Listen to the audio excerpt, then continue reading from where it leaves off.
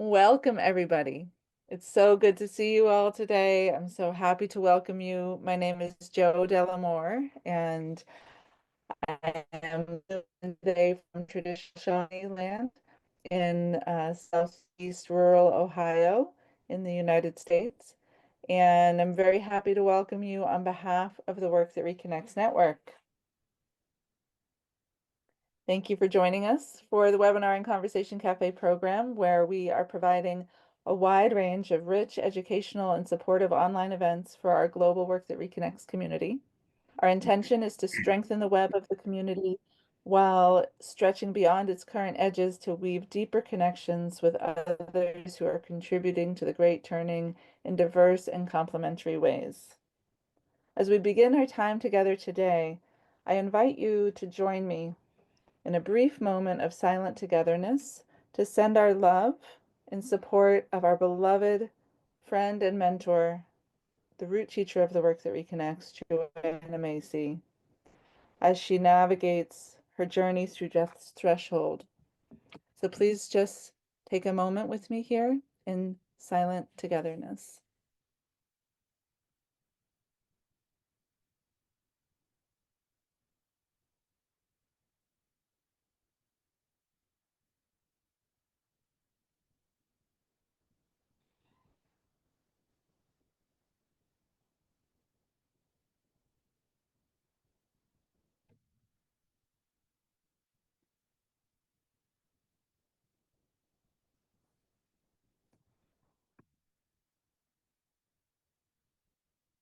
And now, with all that love in our hearts for Joanna, I am really delighted today to be welcoming Matthew Fox, a dear friend of hers, a longtime colleague, to talk with us today in an exploration on the four paths of creation spirituality.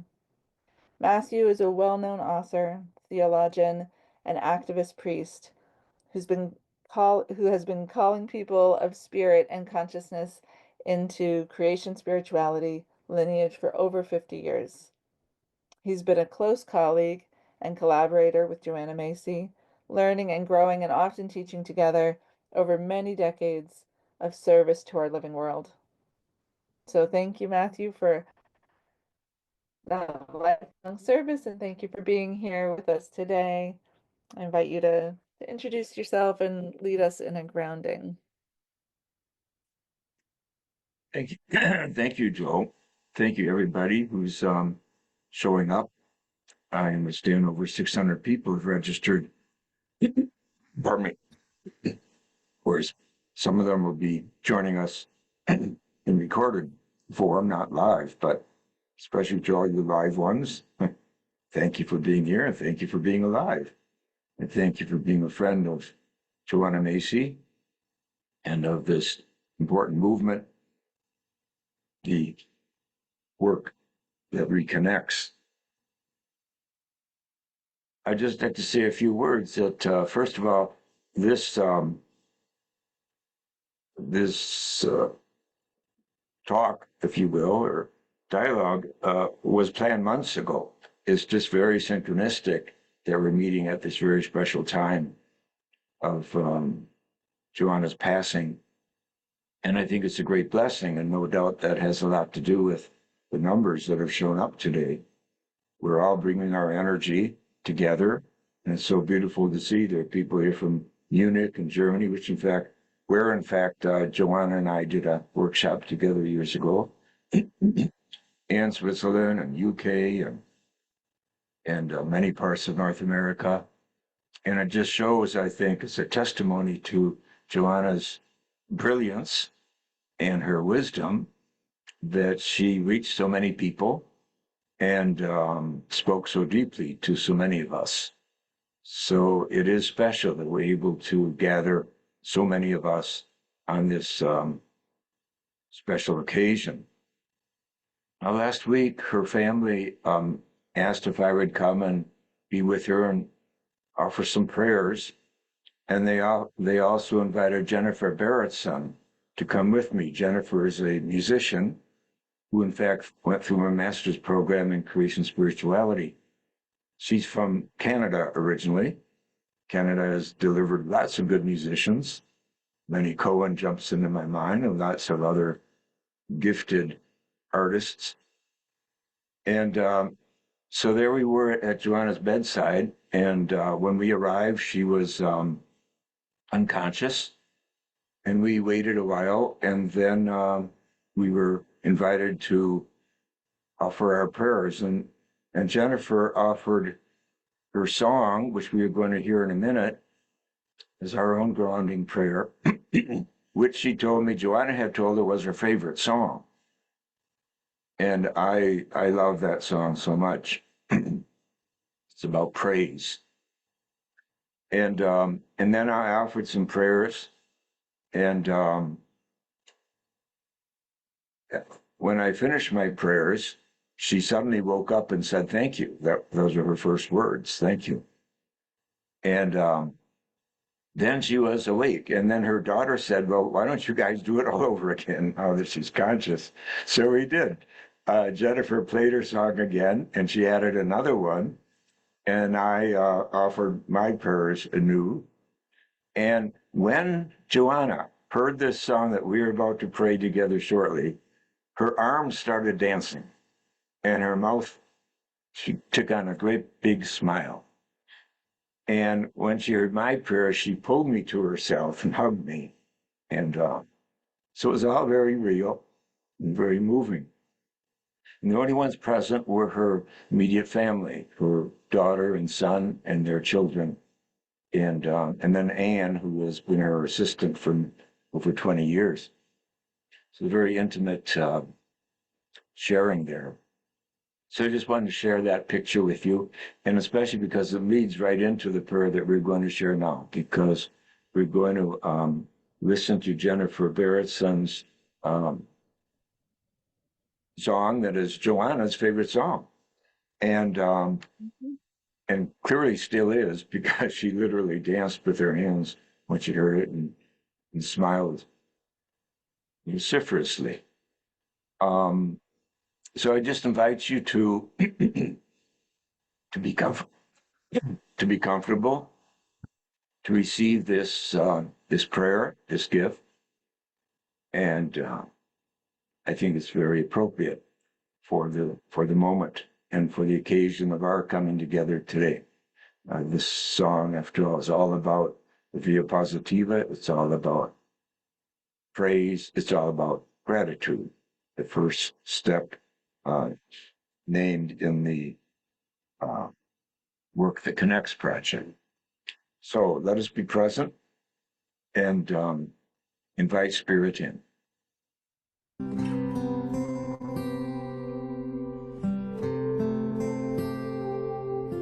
Jasmine breeze like incense in my head.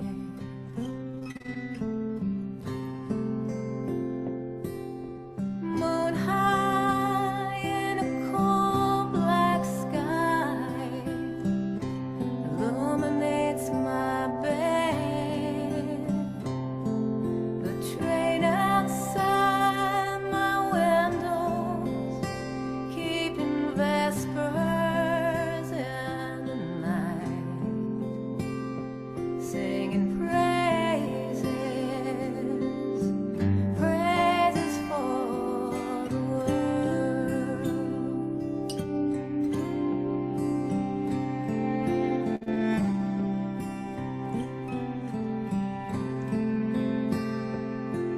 But life can make you bitter.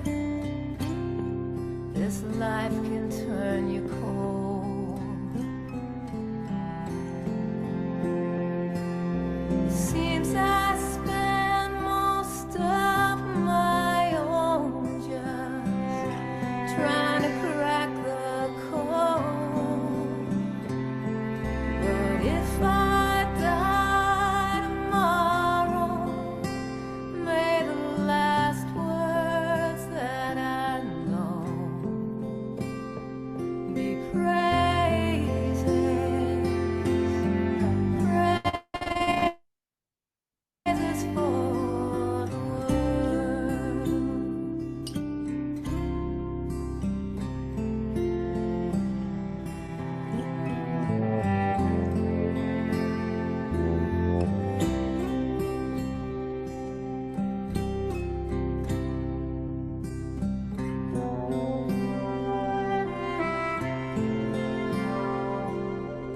some predict the rapture,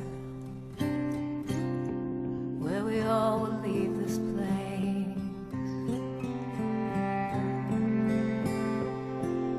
The chosen ones will pack their bags for somewhere out in space. But the holiest words I've ever read or thought or sung or prayed were praises for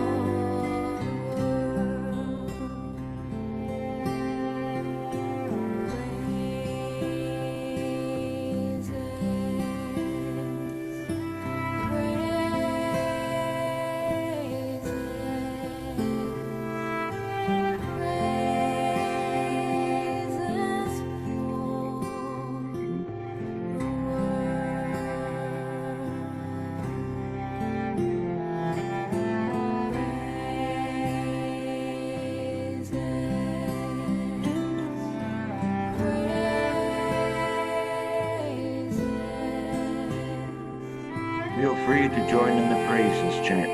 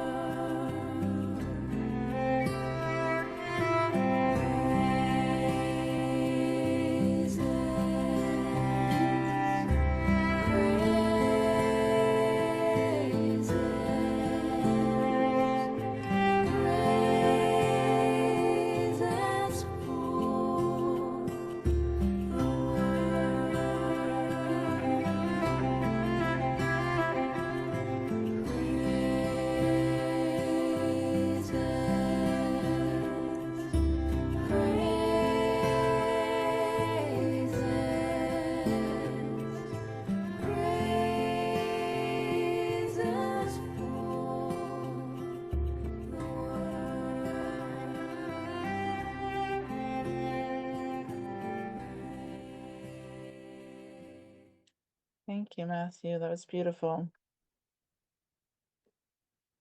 Yes, and thank you to Jennifer. And when we were gathered around her bed, everyone joined in the praises mantra. And it was very beautiful. And by the way, Jennifer is also a Buddhist. She was raised Catholic, but she became Buddhist. And she told me that that song came from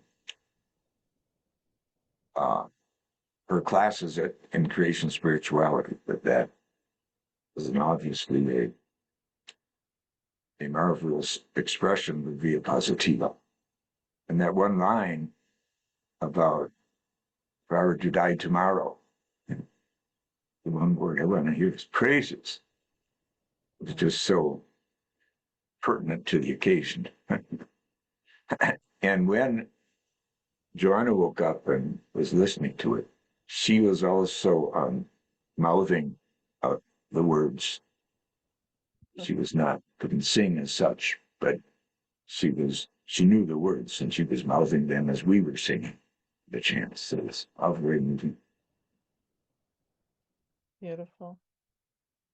I'd love to share that picture of the two of you just briefly, if that's okay. Sure. Mhm. Back in a time when the two of you were probably busy preparing a presentation or some work to do together. Yeah, we're not exactly sure when or where this was taken, but obviously it was when we were working on something together. Um, I do remember the last public event uh, that we shared. It was very special. It was at the Sierra Club. Um, they sponsored an event in the at the yacht club actually in Berkeley, and Joanna was not on the agenda. They had a scientist, and they had this fellow Sailesh Rao, who wrote the book Carbon Dharma, and and they so they had a scientist and they had Sailesh Rao, who in fact was in Silicon Valley for years and made inventions, but then he quit that, is devoting his whole life to ecological salvation. And they asked me to talk about Laudato Si, the Pope's encyclical on the environment. And we each did our thing, and about 20 minutes apiece, and there was discussion. And then Joanna showed up, and she was in her 90s then, and she took the mic. And it may have been during the discussion period, and some people were clearly expressing their depression at the state of the world.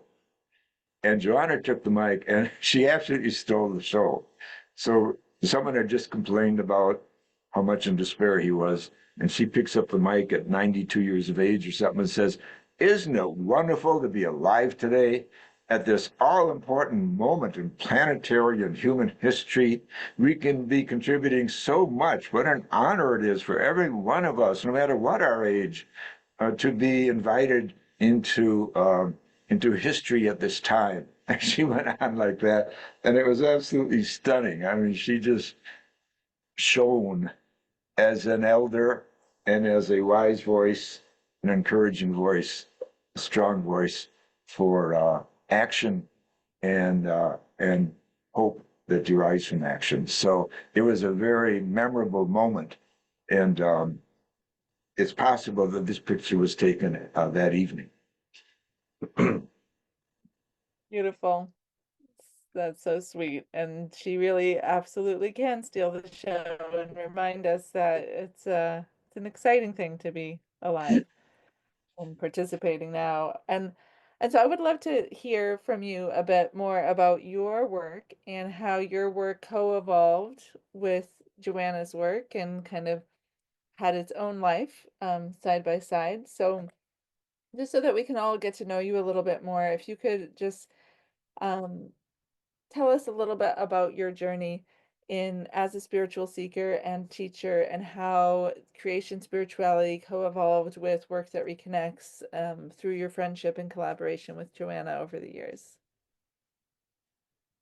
Well, thank you, Joe. I grew up in Wisconsin, Madison, Wisconsin, which is a bit like Berkeley insofar as it's a university town, and it's also a state capital, unlike Berkeley. So, and my father was connected to the university for a number of years. And I was in a large Catholic family, 7 children. I was in the middle. They say the most neurotic place is the middle person. And I'm not going to argue about that. But we were raised Catholic. My mother was actually raised Episcopalian, but she became a Catholic a year after her marriage to my father. And that's a story in itself, because she never told my father. She found a priest who she liked, she played tennis with, and thought he was pretty cool, and went to private instruction secretly with him. And when it was, and then she always went with my father to Mass on Sunday, but like I say, she never told him that she'd become a Catholic. So there's one time, so the next Sunday she goes to Mass, and it's time for communion, and she gets up for communion. And my father says, "You can't go to communion. You're not Catholic." She, "Yes, I am." So they had a fight in the aisle of church, which to us is kind of an archetype of their marriage. That they got along beautifully, but she was Taurus and he was Scorpio, and there are plenty of sparks flying in many directions. So anyway, that's just a funny story that comes to mind. But my mother always kept her own conscience about religion. She was not your typical Catholic mother, but we grew up in a Dominican parish, and I went to a public high school. All my closest friends were agnostic or Jewish or Protestant. And we used to have these wonderful, fierce debates about life and philosophy. And I'd go to my parish priest, who was Dominican, and he would give me, as a teenager, Thomas Aquinas to read, or G.K. Chesterton, or some of these worthwhile intellectual Catholic thinkers. And I was very moved by that I was from a tradition that had an intellectual life. And but I remember having experiences. I remember when I read War and Peace between my junior and senior high school. I had, but now I can say it was a mystical experience. But I told a friend that I read this book and it blew my soul wide open. That's the phrase I used. I didn't have the word mysticism in my vocabulary. And then I said, I want to explore what happened to me. So I think I want to join the Dominicans and give it a try to explore that. And see, growing up in Wisconsin, I had many Native American dreams. The Native American spirit is very alive still in Wisconsin. And of course, the nature there. So experiences in nature. There, back then in the 50s, in 40s, there were real 4 different seasons. We had so much snow one winter, we had to leave our house from the second story window, because you couldn't open the front door. So it was exciting, the beauty and grandeur of 4 specific seasons. Um, and And then I had experiences in church, in liturgy, but especially Saturdays. Why Saturday? Because Saturday in the Catholic Church then was devoted to Mary. So all the texts, the liturgy texts, were from wisdom, were about wisdom. Wisdom, of course, is the feminine archetype in the Bible. Sophia in Greek and Chokmah in Hebrew are both feminine. And I was so moved by these passages that said that wisdom walked the vaults of the sky and the sands of the deep. They were so cosmic. And that just opened my soul as a male teenager in the 50s. I was interested in sports and football and cars, but that just did something nothing else did for me. And I realized that too was mystical experiences I was getting. And to its credit, the Catholic Church had kept alive these Marian texts, which were really goddess texts, and that moved me. So all those experiences and the intellectual part were part of my interest in joining Dominicans, who had an intellectual tradition. Now, it's interesting that I'd never heard about Maestro Eckhart in my 13 years of training as a Dominican, never heard his name once. He was a Dominican, but of course he was condemned a week after he died, and he was too hot to handle. But I had to discover him much later in my life on my own. But make a long story short, so I was in the Dominicans, and I loved the training. I loved the hours of meditation and the community life and the intellectual life. And I spent a part of a summer in a hermitage off Vancouver Island because I was having these profound experiences, and none of the priests could give me advice. So I said eventually to my spirits, hey, there's no one here with a doctorate in spirituality. You should send someone on. And because I said my generation would be less interested in religion, this would have been the early 60s, and more interested in spirituality. So send someone on. And I kind of volunteered. If you want to send me, I'm glad to come. Well, make a long story short, they said, okay. And I asked Thomas Merton, the monk, where to go. He said, go to Paris, the Institut Catholique in Paris. So that's where I went. And it was a powerful experience for me, very powerful. And my mentor, there are a lot of good teachers, but my mentor, who named the Creation Spiritual Tradition for me, Père Chenu, Chenu, he was 76 at the time, a French Dominican. And it was the last class he taught. He retired after that. But I remember vividly the day he named the difference between fall redemption tradition and the creation spiritual tradition. And I just knew this Christian spirituality. This is what I experienced as a kid through art, through Tolstoy and all the and music and friendship and nature and the seasons. And and this other thing was dualistic and not real for me. So that's where it kind of got into my bones and my mind. And of course, I returned and started writing quite a bit. And when I moved, I started a program at Monmouth College in Chicago uh, to train people in spirituality because I realized very early you can't teach spirituality what I call the European model of education, which is to say, Descartes, I think, therefore I am. That all of American education is based on rationality, the left brain, and is not based on intuitive brain. Einstein himself said we have been given these two gifts, the gift of the rational brain and the gift of the intuitive brain, but values are found in the intuitive brain, but we live in a culture that only honors the rational brain. So that's why he said, I abhor American education. That's Einstein. And he said that while living on Princeton campus.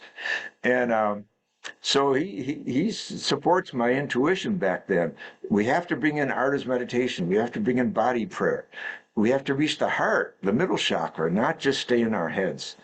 And I was appointed, believe it or not, by the bishops of America at that time. My books were being read by a lot of people, including a lot of Catholics and some bishops who would come to my workshops and everything. And they did this study, and my name came out as number one, a study on spirituality and education. So that's what I did. And I explored all the educational programs in America that looked halfway decent. And they were all missing justice, they were all missing joy, and they were all missing feminism. So I said, well, we got to do this thing differently. So that's why I reinvented this model of education that we used for over 45 years in all my master's programs and then the doctorate program at our university.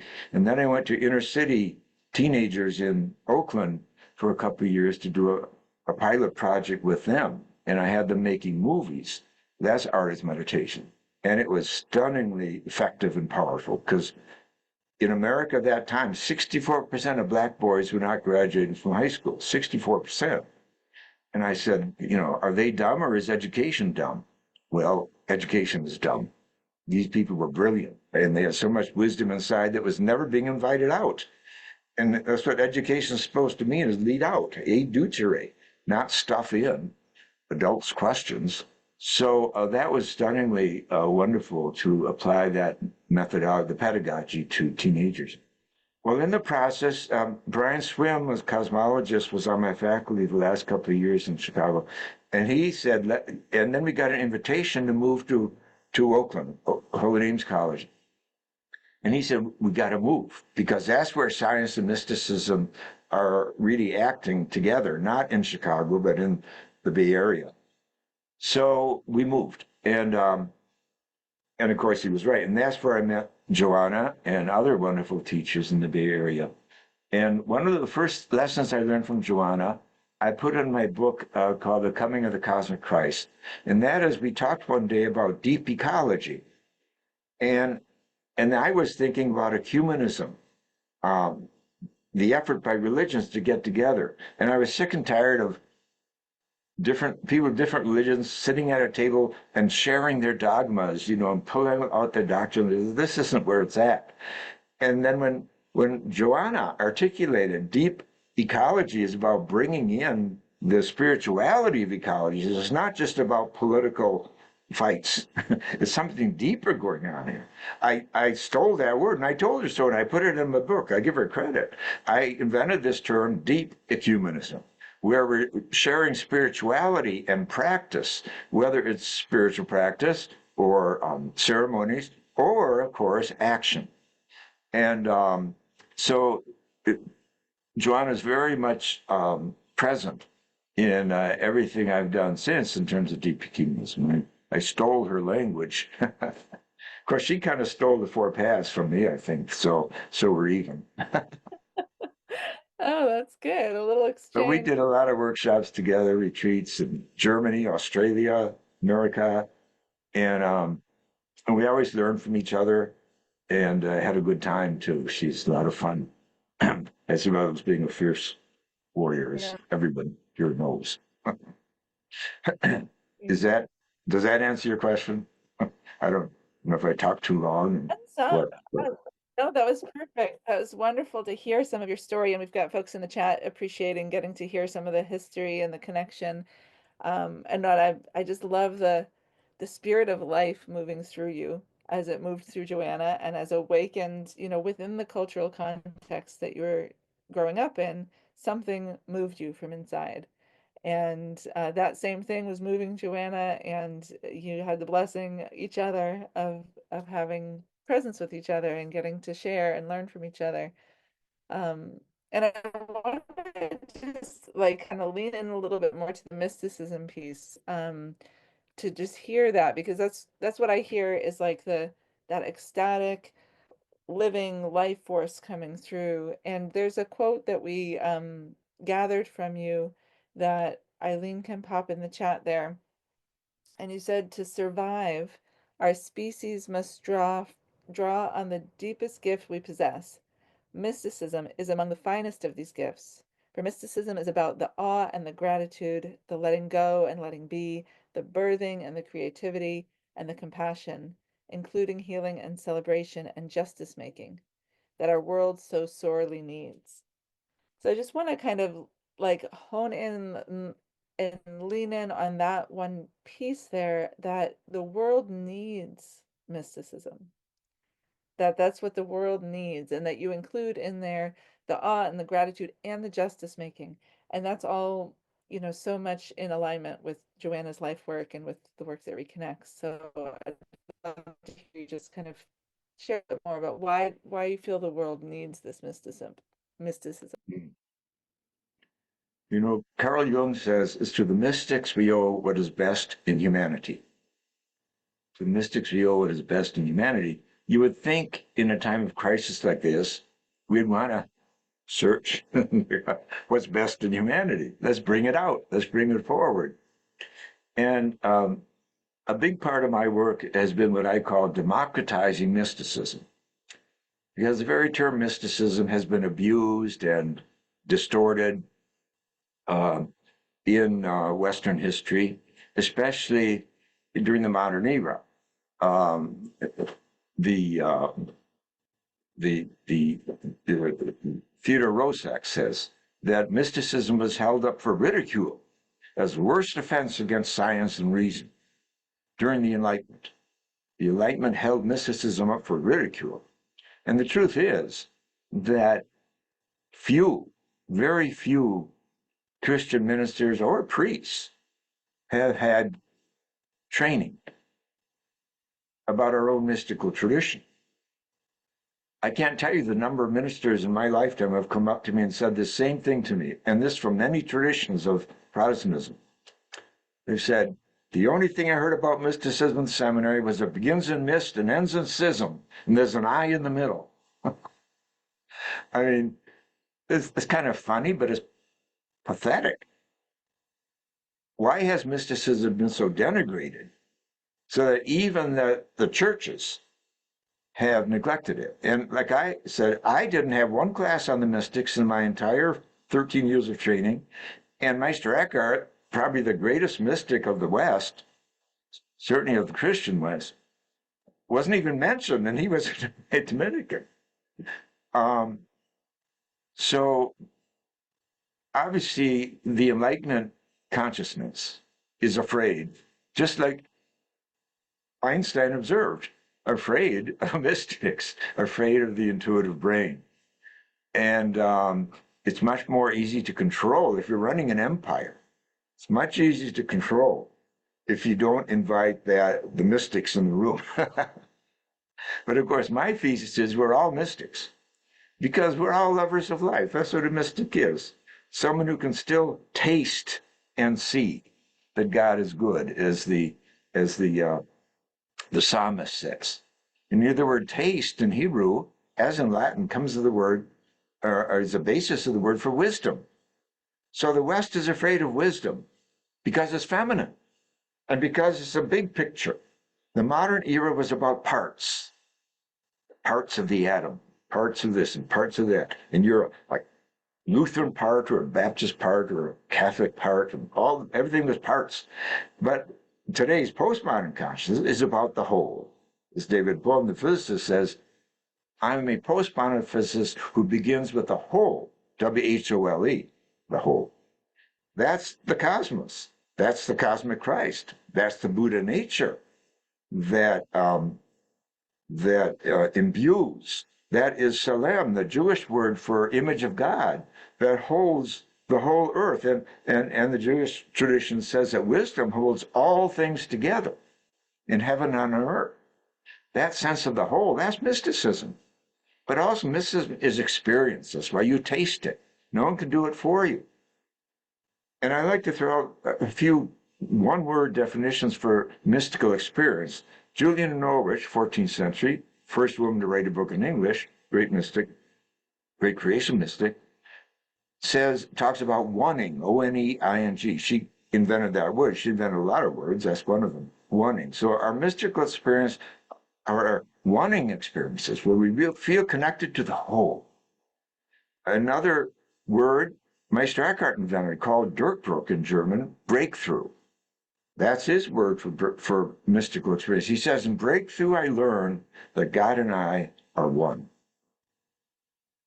And Thomas Aquinas and myself use the word ecstasy. Now, it's interesting. I used it out of my own experience. I only discovered after I'd written about it that that's Aquinas' word for mystical experience. But ecstasy, and that's a Greek word, ekstasis, means to stand outside of yourself.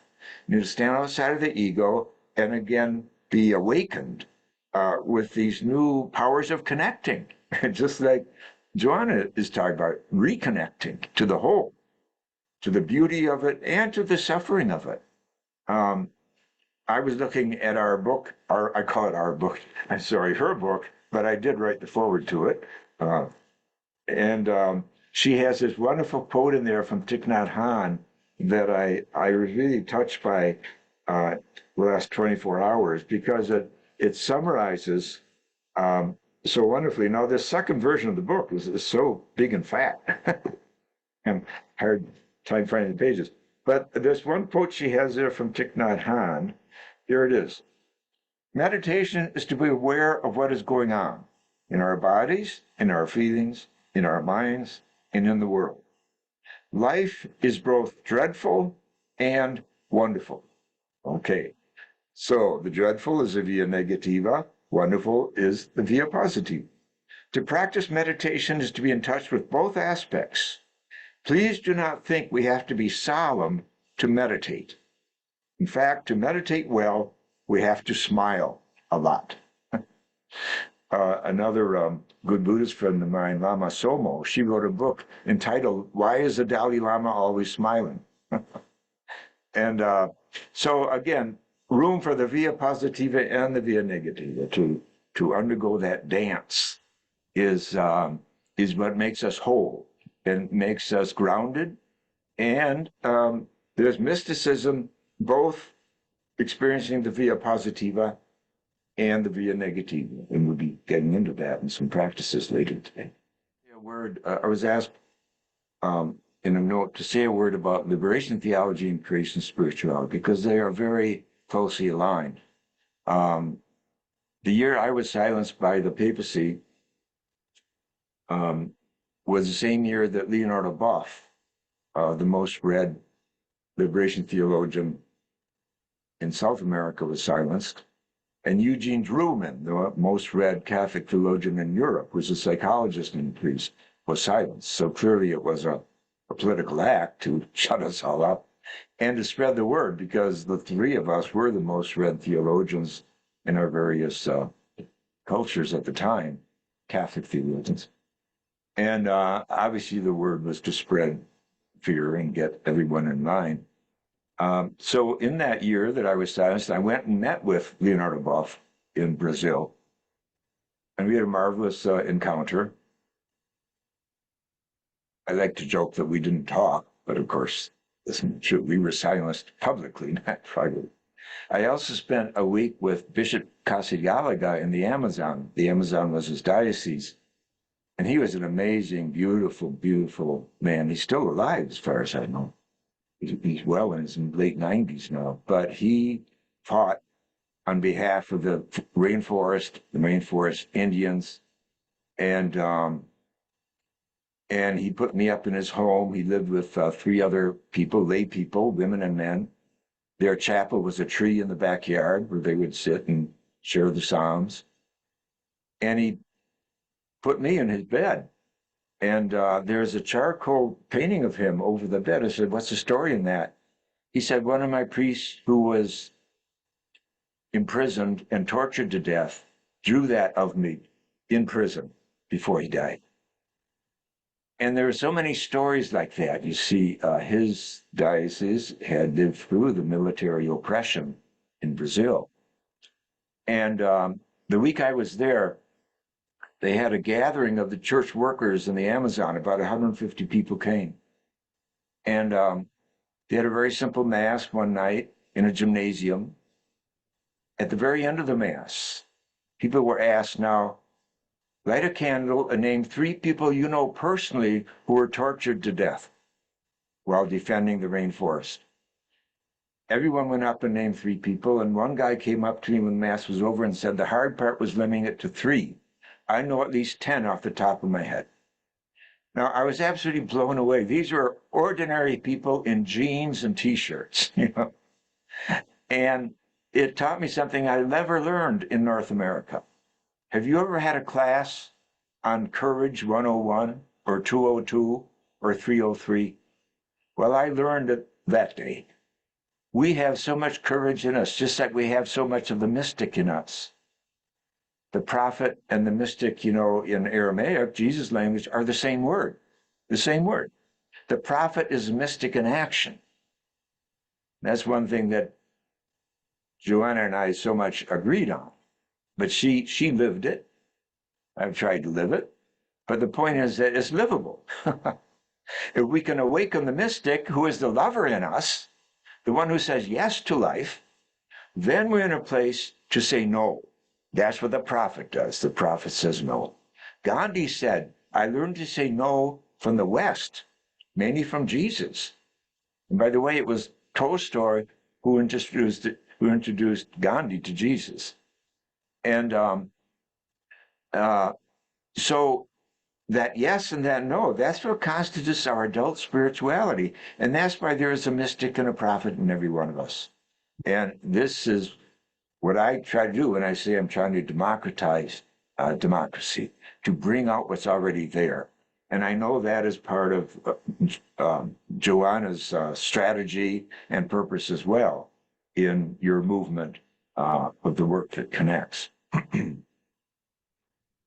So Beautiful. Leonardo Buff and I are friends. We were together on a panel a few years ago in Monterrey, Mexico. There was a big gathering. There's a gathering on values, and the 2 of us led the whole conference off. It was a several-day conference. And there were like 6,500 people there in person, and then 92,000 were online from around the world. And then I learned that 75 of those were in the Vatican. I did not know that at the time, and I'm glad I didn't. I was already Episcopalian then, and but Buff had no problem with it. He said the future of the church is ecumenism. So we had a great dialogue and stuff at that time, and so liberation theology and creation spirituality, we're both, just like the Work That Connects, we are both beginning with the pain of the world, and certainly the pain of Mother Earth. In my Cosmic Christ book, I talk about how we're crucifying Mother Earth. Mother Earth is another name for the crucified Christ in our time, and that was based on a dream I had that said your mother is dying, and it is our Mother Earth that is dying, and many other dimensions of motherhood, including compassion and creativity. All that is dying. So it's all about what Joanna's writing about, coming back to life. Coming back to life means that we've wandered, we've lost it. And that's what the 4 paths are trying to do, is to shake up what really is the journey that brings us back alive. So you've been mentioning the via positiva and the via negativa, and these are part of the four paths of creation spirituality. So I want to invite us to lean into that and experience and have you guide us through and give, many people on the call may be familiar with creation spirituality, but some folks may not. So this is an opportunity for you to kind of give an overview and then guide us into some practices. So can we show the picture now? There it There is. we go. Okay, that's our first example, the story of the four paths. This is my drawing. So you can see in the center, it begins with the via positiva, the experience of joy, wonder, awe, gratitude. Joanna summarizes beautifully with the word gratitude, and I would add the word reverence as well. Regarding gratitude, Meister Eckhart says, if the only prayer you say in your whole life is thank you, that would suffice. And of course, praise, the prayer we just sang with Jennifer Barrettson, is a pure via positiva song, really. But I mean, she brings in the negativity, she brings in the suffering. But what she said, if one word, one holy word, it's praise to the world, praise for its gifts. And today we know, thanks to cosmology, we're talking 13.8 billion years that brought us here. And here is 2 trillion galaxies big, each with hundreds of billions of stars. Now, are we going to praise that or not? Are we going to take it for granted? Are we going to pretend we didn't hear it? Science is very much on board. Science has a job in our time to usher in more and more awe and wonder. And remember what Rabbi Heschel says, awe is the beginning of wisdom. We have to move from knowledge factories that we call school to wisdom schools. And the wisdom includes this sense of the whole, the sense of gratitude, the sense of the heart, the sense of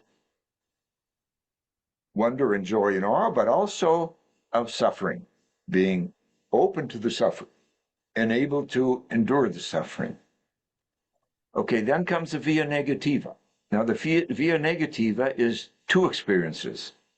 First of all, it's the experience of silence, of letting go, of sinking into the silence, into the nothingness, and into emptying, letting go and letting be. So that's what a lot of what psychologists call introvert meditation is about, this emptying of the mind and sinking and letting go and letting be.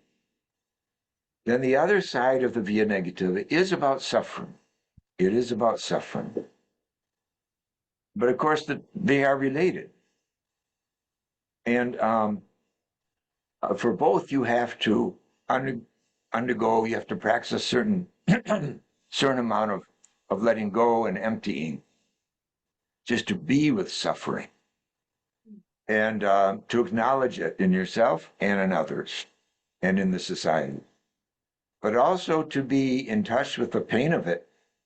And of course, this is the second part of the spiral as named in your tradition, honoring our pain. And so it's absolutely parallel to the via negativa in Christian spirituality.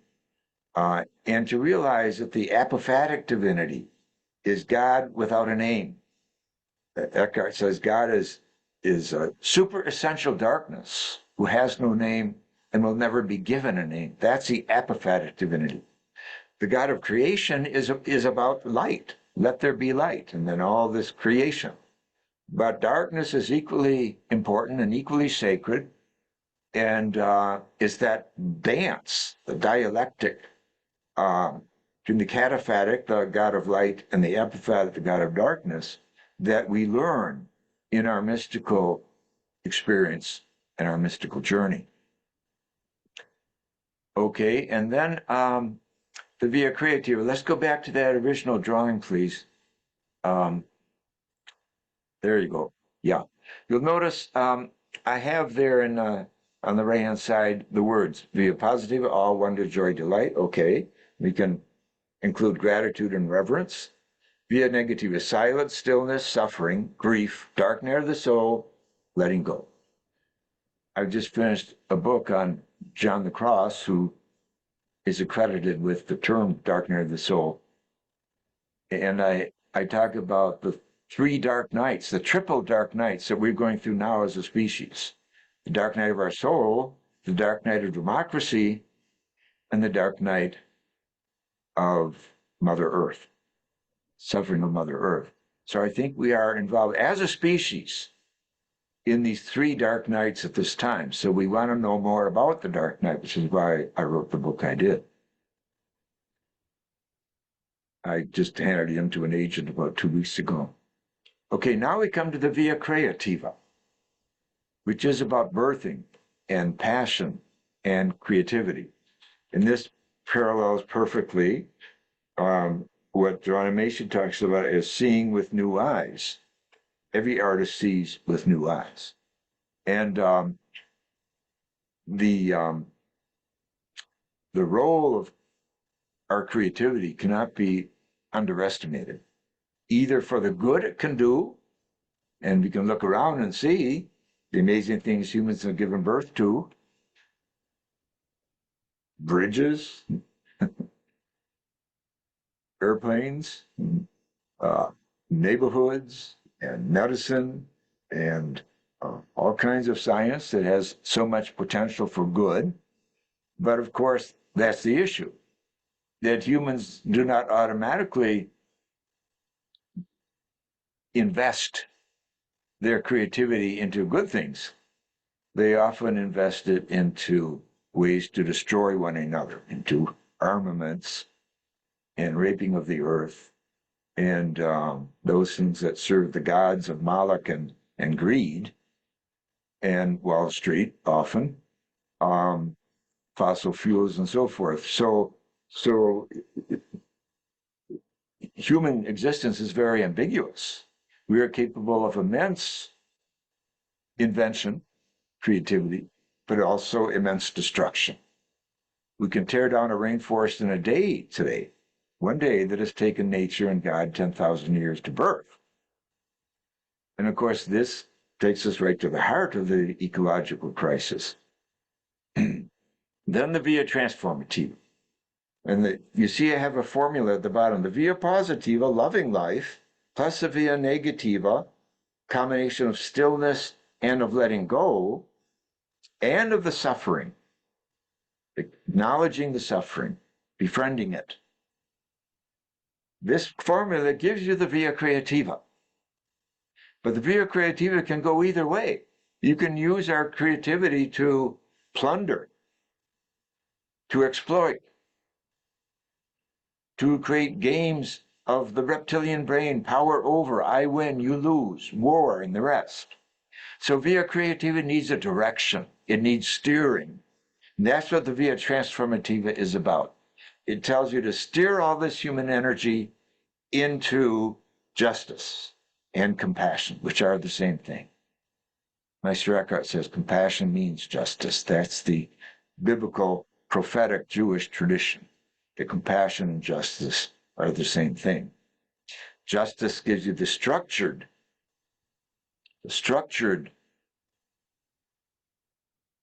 ways in which to allow compassion to flow.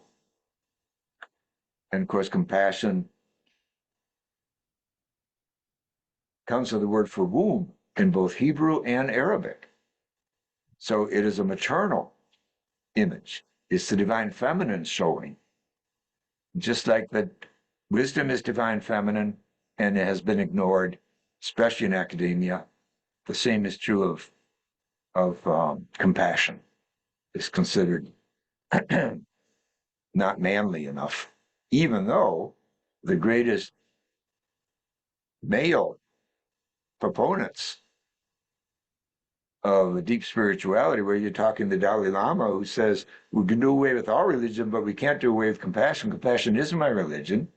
Or if we talk about Jesus, Luke 6, be you compassionate as your Creator in heaven is compassionate. Or we talk about Muhammad in the Quran, by far the most common adjective for Allah is Allah the compassionate one. So all these these male spiritual leaders have pronounced the importance, primary importance of compassion. But a patriarchal system has resisted that just as fiercely as it has resisted wisdom, and just as fiercely as it has resisted mysticism. So those are the battles we're engaged in today, to bring wisdom back, to bring compassion back, to bring a balanced education back, where the mystical brain, the intuitive brain, is honored along with the rational brain. Not to throw out the rational brain, but to find that balance. Okay, I think we might have another picture here as well. Let's see, there we go. Okay, this picture, which again, this was provided by the community, the Work That Reconnects community. But you notice again, they think in terms of spiral, as do I. And notice that my spiral is open-ended. Why is that? Because it doesn't stop at the via transformativa. Life doesn't stop with justice and compassion. It's open-ended. The next step is via positiva again. You expand the circle, expand the spiral. And what justice means is you bring more people to the table of life, to the banquet of life. That's what justice means. The Isaiah talks about that, doesn't he? The rivers will flow with justice, and everyone will come to the table, the rich and the poor. All will be invited to the via positiva, and so forth. So this is not a closed spiral, and it certainly isn't in the spiral designed here by the work that reconnects people. But again, here's a summary. The via positiva on the right invites us to embrace awe, wonder, beauty, goodness of life. Negativa encourages us to enter the mystery of darkness and silence, finding wisdom and letting go, surrendering to the unknown, and also embracing suffering. Of course, the cross in Christianity, crucifixion, is an archetype of that, and you don't have to be a Christian to know what it means. You just have to be a living human being and recognize how much suffering we bring on one another and how much suffering empires bring into the world, because it's the empire that crucified Jesus. And Jesus anticipated that. He knew that he was taking on the empire, and he kept doing it anyway, which is why he died young. Via Creativa inspires us to express our inner creativity, fostering innovation and artistic expression.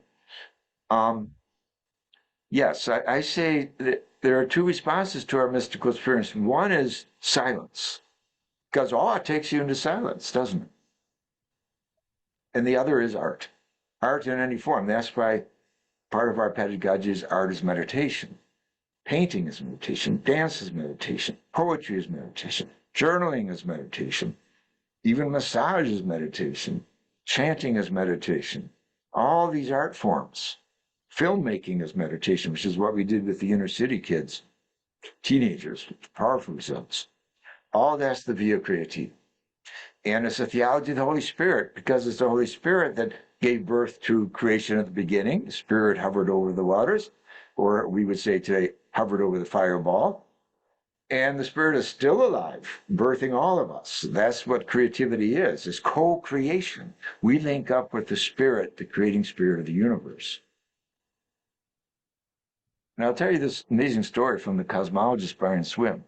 He says that every time that an idea goes off in our brain, an exciting idea, that there's sparks going off in our brain. There's light beams going off in our brain, and those are related to the original fireball. Now, he likes to talk about that. I find that very exciting. This is language of a scientist, that the same sparks that gave birth to the fireball, but the fireball did die out. It's in us. We're carrying the fireball inside of us. No wonder we're dangerous to be around. But no wonder also what we can do with the via transformativa is so potentially marvelous as well. So then we go to the via transformativa, taking responsibility, an inner solitude that penetrates things that finds God there. That's language from Meister Eckhart. We become compassion. Our lives express social justice as sacred acts. So our work becomes our prayer. So that's the way I've come to name the four paths. And I want to give credit to Meister Eckhart. I found these in Meister Eckhart when about 45 years ago. They weren't explicit. I put via positiva and via negativa are traditional terms. They were there floating around, but no one ever put them together before. And I didn't. I noticed they did electrical charge, negative and positive, put them together. Boom, you got sparks. You got via creativa and sparks and energy. So I came up with the term via creativa and via transformativa because within Eckhart's teaching, all these paths are there, but he didn't have the naming for it. But we have it today. That's what free spiritual is about. And it's what our mystical and prophetic lives are about. Really, the first two paths are our mysticism. The second two paths are our prophecy, our prophetic life. And they absolutely inform and energize and nurture one another. Okay, now I guess we're ready to go into some practices around these themes. So I look forward to this. We asked you all to bring paper and crayons, right? Can we go back now to the picture? You can see one another. You can drop this picture and get back to the classroom. Okay, if that's what it is. Good. Hi, everybody. So I'm going to ask you now to take out your paper and crayons.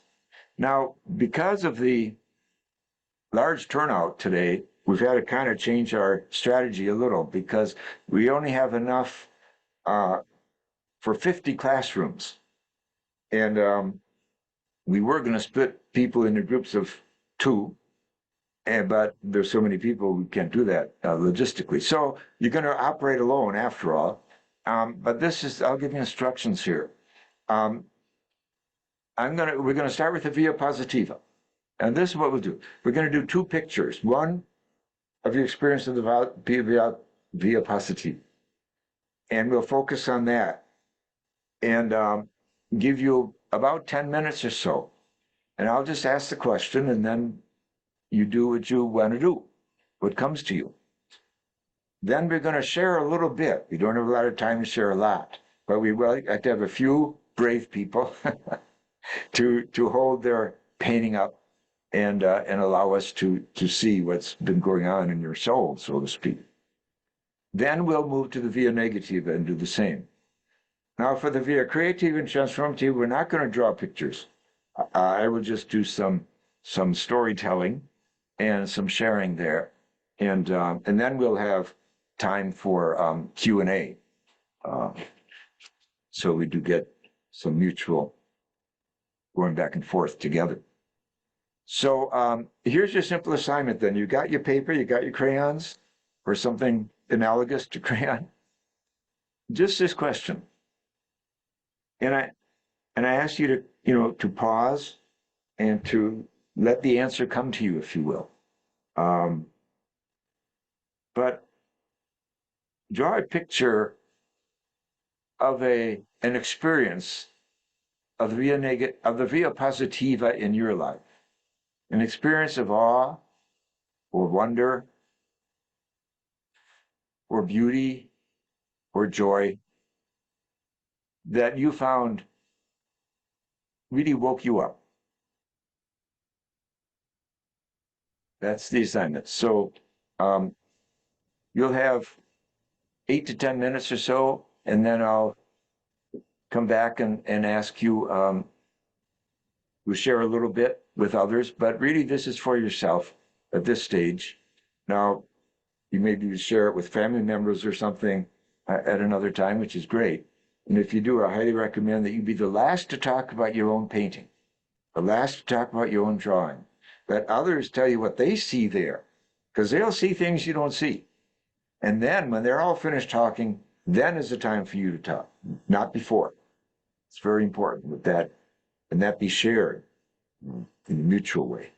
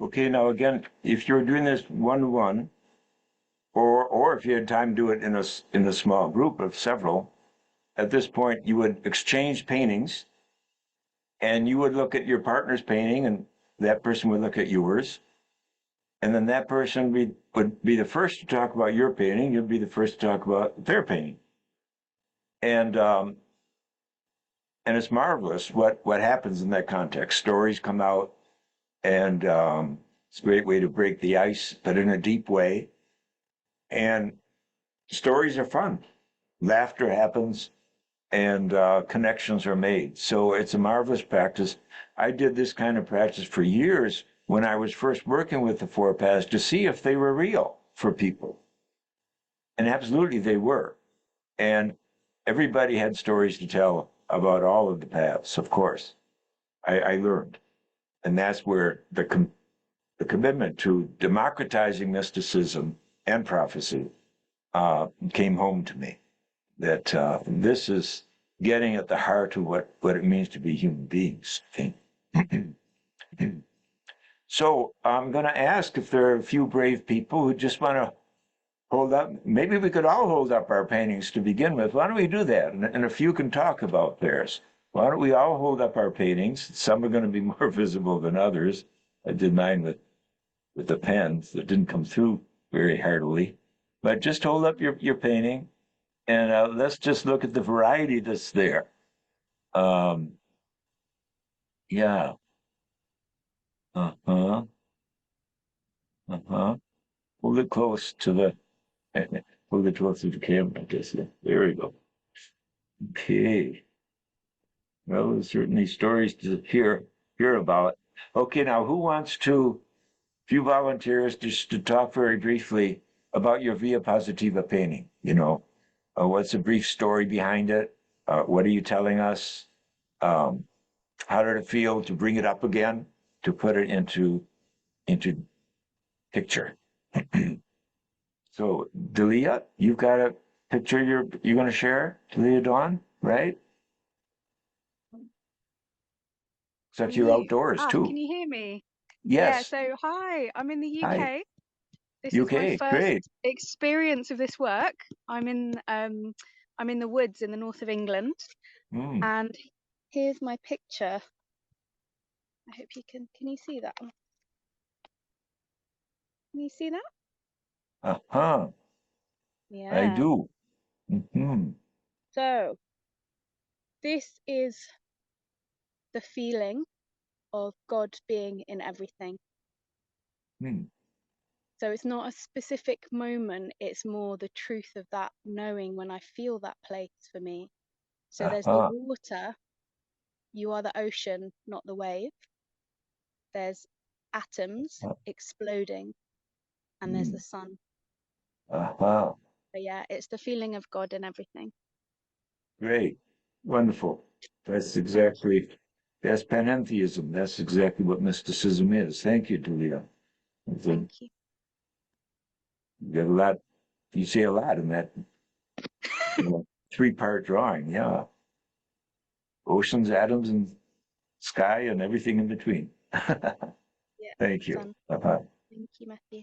Divinity everywhere. Okay. Perfect. You. Did you want to Okay. experiment? Did you want to experiment with the people sharing their reflections of each other's No, drawings? there's not time for that. Just one or two more of the via positiva, then we're moving on to the via negativa, right? Okay, we've got two men. There's Alan. You want to speak? Okay, you All share. right. Hi, Matthew. Hello. This is my picture. It's both Uh-huh. of a mountain in Colorado, which I climbed Uh-huh. at actually a Catholic hospital retreat. And then I have also a view of Mount Hood where I live Mm. when I go in a place where I can see it. And for me, it represents my mystical path. It's Mm-hmm. upward toward the sun. When I was a spiritual community, we were asked to be, if you can be solar beings, the sun being able to warm, lighten, and also bring vitality to everyone. So for me, it's an inspiration of being more of a solar being in my life, but also it takes a climb to get there. And I love mountains of that shape because that called me up to their summit to be in that space. And you can see a little dot in the sun, and it came because I was there was too much paint there. And so for me, that's the opening to the void, to the larger cosmos. It's hardly visible, but that's a dark. Great. Wonderful. I like the colors in it, the life. Life That's in the mountain. The mountain looks alive, looks yeah, electric. that's the 4 colors I had, Matthew. So that's what, Well, you use them well. Uh-huh. That's great. thank you. Thank you. Thank you. Okay, and Carol, you want to share? Okay. Hi, Matthew. Hi, Carol. The, Carol's in the Toronto. image that, the image that came to mind, just even as you described the invitation, was two things coming together. I was 16, far from home for the first time, looking at Georgian Bay at a sunset, and the tears came, and I never understood that. And the next thing that came to mind in terms of awe and wonder and oneness was watching my grandson be presented to me minutes after he was born. Mm. But the tears in the first one, and now with the grandson 20, who is still wrapped up in depression, and the pain around that in terms of how do I help his creativity, so how the connectivity of the oneness is what my picture's about. Mm. Well, thank you. Looks like you combined the via positive and the via negative in one drawing there. Do you I think those couldn't first help it. tears were tears of joy? I didn't know what they were of, but they didn't feel joyful.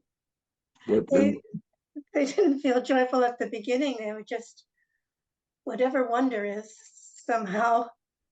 Mm. You can talk about that. How do they flow together? Mhm.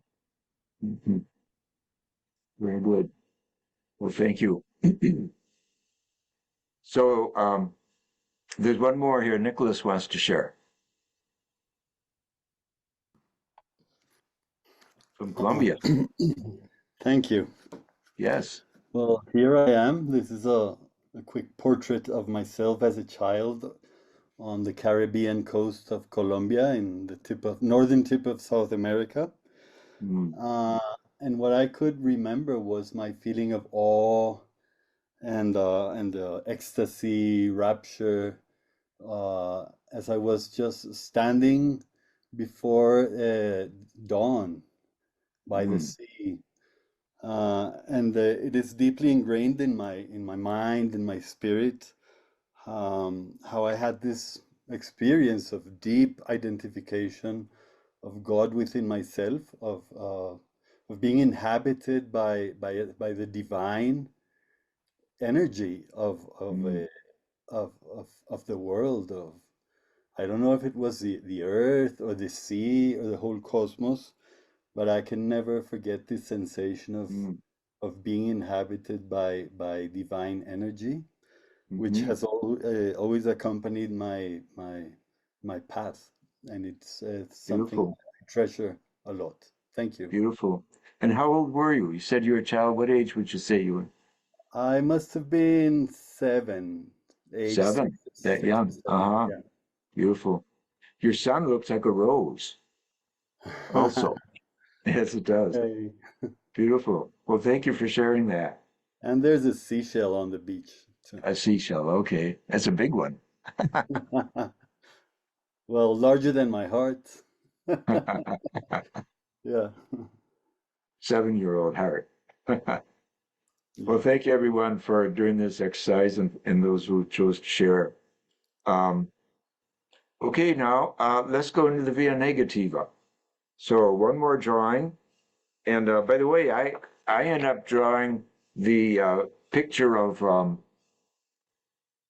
the occasion when Joanna Macy grabbed the mic and cheered us all up at the Sierra Club gathering. It was one of the last public events that I done where we weren't doing it together, but she showed up and she at 92, she told us all to quit moping and get to work and acknowledge what a special moment it is to be on Earth at this perilous time. So, okay, now I'm going to ask you to do the same thing. Take a piece of paper, turn your paper over if it's blank, and draw a picture of negative. And now, again, this can be one of two things. It can be a deep experience of silence, of letting go, of emptying. That's part of via negativa. Or it can be the experience of hurt and suffering and pain, wherever you're feeling it today. You may be feeling it, identifying with others who are in pain, including Mother Earth, or including those being kidnapped from the streets of Los Angeles, etc. Wherever, whatever's calling you to speak, to name this pain, simply draw a picture of it. And again, we'll do this in 4.5 minutes.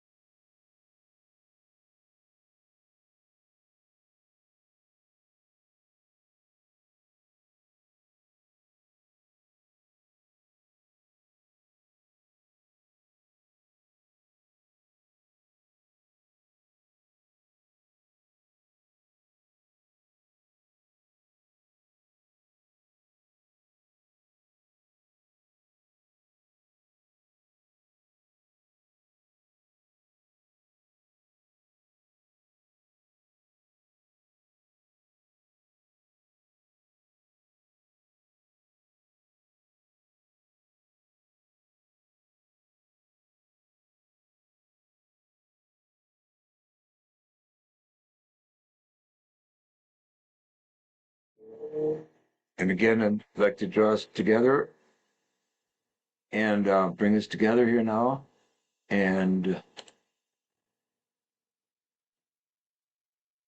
invite a few people, the people to hear from who might want to share. First of all, let's all hold up our drawings and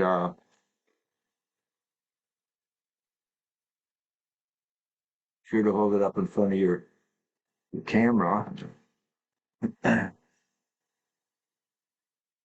Mm. Mm.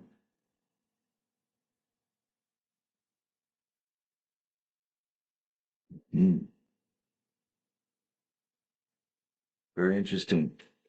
Okay, can we have 3 or 4 volunteers who want to share their story behind theirs? Okay. Let's see now, we're gonna. There we go. Okay, Mary, you're up. Okay, hello, Matthew. Hello there. I've known you forever. I'm a graduate of Creation Spirituality University. Oh, great. And okay, so it's kind of strange. My picture is the same picture that I used for positive. This is the from Chartres Cathedral, the labyrinth at Chartres Cathedral. And that was my feeling of awe and wonder the first time in 1999 when I had a candlelight walk. And it's been a portal that I have walked through, and it's changed my life. It's absolutely everything that is still unfolding goes back to that night and that experience. I'm a labyrinth facilitator, Mm. and actually, the reason I went to creation spirituality is I was at Chart facilitating a program for Lauren Artris, and you were our main speaker. And you came with such fire and enthusiasm. I then joined Creation Spirituality for the mystery schools at Chart. But why am I using it for my negative? Same one for the negative. So even though that was a beautiful experience, what was not beautiful is in the group, in the behind the scenes group, there was a lot of hierarchy, envy, mean girls, and shaming. So it's interesting how experiencing the light of one thing and the shadow on the other. So I have worked through that pretty much, maybe not completely, but that started a lot of healing on my part, is the other, um, um, the light and the dark together. Mm. Very interesting. Very interesting. I And thought just, maybe you were doing the two because the labyrinth practice it gave you a contemplative, that side of the via negativa too, kind of a contemplative practice that complemented the ecstasy and the joy that you experienced with it, but that well, seems not to be the case. in a way it did, and just even Chartres Cathedral at that time still had a pretty predominant Black Madonna. Uh-huh. That is what I felt with the presence in the cathedral with the Black Madonna. Mhm. That was Uh-huh. very, very powerful. And she's been, I travel the world looking for Black Madonnas and being with Black Madonnas. So that would be kind of that, um, uh, the dark representing um, the sorrow, the suffering, but the compassion and the justice and the holding. Very feminine symbols, the labyrinth and, of course, Black Madonna. Very good.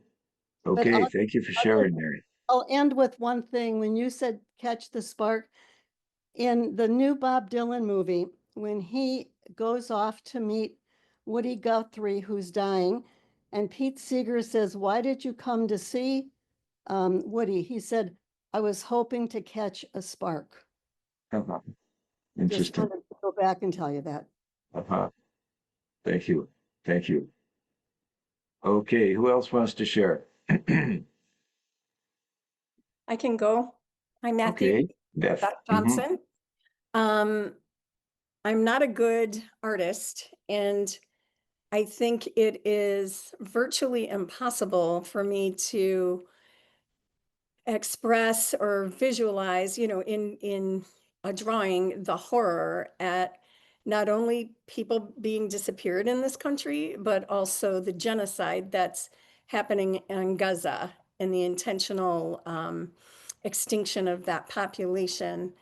And so what I just today was talking to a colleague. I'm a Unitarian Universalist minister, and was speaking to another colleague about holding this mystical understanding of oneness and holding the extraordinary pain that I feel at a sense of powerlessness, at being able to do anything that will effectively end this country's support of a genocide, no matter how many times I put my body on the line. And then the horror that my Palestinian community is feeling, and knowing somehow that my capacity to feel this horror is because of my connection with all that is, and that sense of not being separate at all. And as my Palestinian friends are holding the horror, and they do it with creativity and love of Allah. And it's all, this is the silent scream that I sometimes verbalize. Mhm. Thank you very much. Thank you very much for sharing that.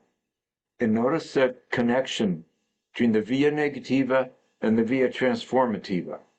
You see, when you allow the suffering to be suffering and allow it to speak, like you did in that modest drawing, but it's there, the horror, that reminds me of the scream from that Norwegian artist or Swedish artist. Uh, that's what moves us to compassion, isn't it? To action. And of course, one thing you're wrestling with is what action is possible, what action is appropriate, etc. today, and that's where we need one another to come up with the creativity and with the ideas to shake things up and to hear your voice, hear our voices. But there's a special action, the via negativa and the via transformativa, and being in touch with your own suffering, of course, empowers you to understand the suffering of others. Meister Eckhart says compassion begins at home with one's own body and one's own soul. So you're talking about your suffering and you're painting it there, but also is thoroughly aligned, of course, with these others. So compassion is something that we're in together. It is all about interconnectivity. But also, especially between the via positiva and the via creativa. Why is that? Because the via positiva is about awe and wonder and grace, but the creativa is about our bringing forward awe and wonder and grace. And so our efforts to name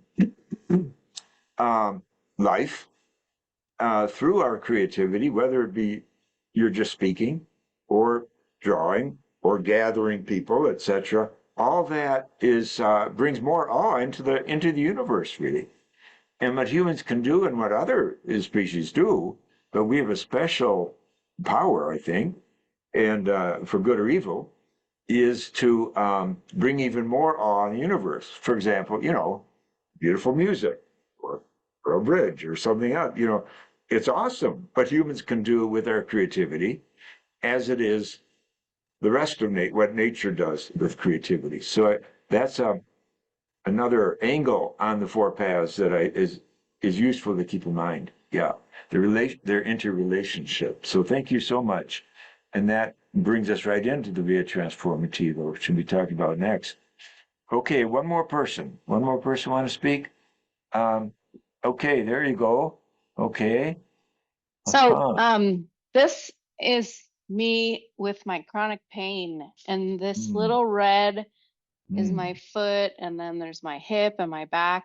And then I started to draw and realize about the Sacred Heart, and that the resource of my healing is the Sacred Heart. And then this is a little quote many years ago from a spiritual teacher of mine that said, "Oh, it hurts so good." And so yeah, it's the That's Sacred Heart powerful. is a yeah. Well, thank you for sharing with us. I'm sorry about your pain, your chronic pain, very much so. But I think what you've done with it and naming the Sacred Heart uh, is very, very powerful. Well, And, this is what it needs, and this is this is Karita. She oh, made Sister Karita's sure. art is here reminding me what it needs Wonderful, from the wonderful. Immaculate Heart Sisters, as you know. Right. No, I knew her. She came and lectured at our school at Holy Names College once, and wonderful, wonderful human being, wonderful art. Yeah. And I lived in Marshfield, Boston, well, Marshfield, Boston, for 9 months, and her painting was on a great big oil container by the water there. So every time you drove into Boston, I would see that big, and it was a painting, it was a very subtle painting of Ho Chi Minh that she put on there during the Vietnam War. Yeah, she was a Yeah. tiger. And so she is kind of embedded in my memory for that reason too. And it takes so much courage on her part to paint this monstrous oil holder with a picture of Ho Chi Minh in the middle of the Vietnam War. Bless her soul. Yeah. So you've chosen Yeah. a fine mentor there, I think. Oh, yeah. In It's sister. the sisters had a retreat center here in Santa Barbara for many years that gave me Oh a lot yeah, of sure. peace. In fact, Joanna Macy and I did led a retreat there together uh, years ago. I think it was the first time we led a retreat together. It was at that place in Santa Barbara. Yeah. Oh, What oh, was it called? Is wow. it St. Well, Mary's? it's La Casa de Maria, but That was Immaculate it. Heart Center Yeah. for Spiritual Renewal is the stone house on it. And the floods, Yeah. They 4 carried years away. ago, it's Yeah. still standing, but they only do programs now for groups and very Oh, limited. So, I see. but Yeah, I know they've been struggling. I'll tell you a mhm. quick little story though. When we got on our little plane to fly back to Oakland, and it was a little plane, and we just finished this weekend retreat together, Joanna and I. Um, a bird, a big bird. I wasn't sure if it was an eagle or something. It came flying by our window. I mean, very near to the window. We were just on the runway, and then a second one came, and a third one came, and I said, Joanna, this is a hell of a blessing we're getting for our work together and our trip home. I'll never forget that. Oh, That was a very special moment with wow. Joanna. Yeah, three giant birds. I thought they were eagles. I don't know what else. I don't. They were bigger than hawks, but they flew right by the window. Three of them. So I took that as a very great blessing, and it was early in our relationship. Yeah. So Yeah, anyway, thank you very much. you'll have to go back and we'll make a program there. Yeah, I have returned many times since. Yeah, it's always been a Mm. positive experience. Well, thank you, everybody. Thank you for participating in this. Our time is really running low now. But we've gotten into all four paths. Obviously, first of all, we've been doing the Via Creativa with your simple little drawings and your storytelling. Remember that storytelling is an art form, and it is Jesus' art form. Jesus chose storytelling as the spiritual practice, his prophetic work, primarily his parables. And so he was definitely an artist. And I just want to remind you this one teaching from Ornstein and I forget his pal, but two psychologists in the 1970s wrote a book on psychology of meditation. They said there are two kinds of meditation. One is introvert, where you sit and empty your mind and so forth. That's introvert meditation in their language.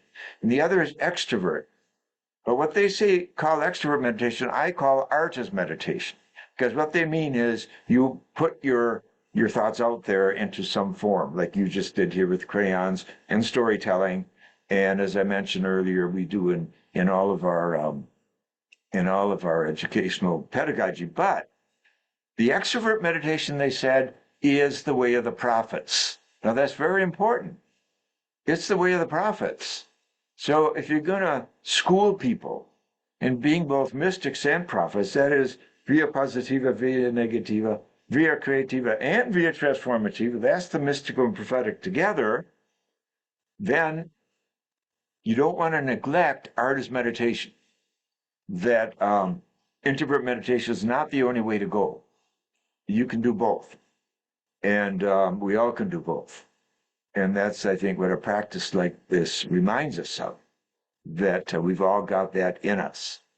And so the culmination of transformation, the via transformative, of justice, compassion, and healing, especially at the social level, that begins with a person.